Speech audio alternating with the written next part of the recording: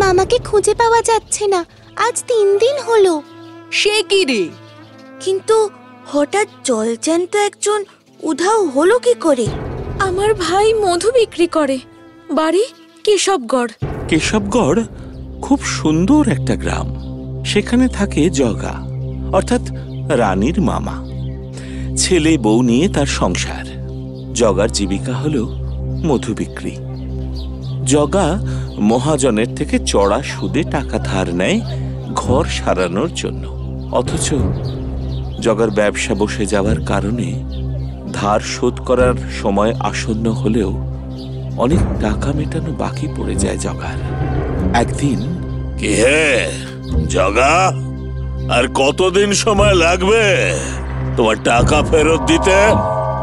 আর কয়েকটা দিন সময় দিন আমায়। আমি আগামী সপ্তাহের মধ্যেই আপনাকে সব টাকা ফেরত দিয়ে দেব। তা বেশ, তোমার কথায় বিশ্বাস করে আরো না হয় কয়েকটা দিন সময় দিলাম।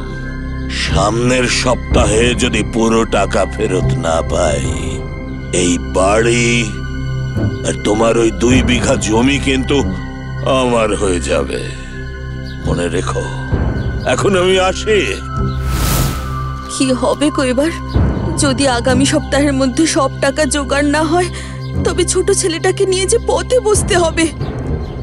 শোনো না, আমি বরং কেশবগড়ের কালো জঙ্গলেই যাই। ওখানে তো কেউ যায় না। ওখানে নিশ্চয়ই অনেক মধু পাবো।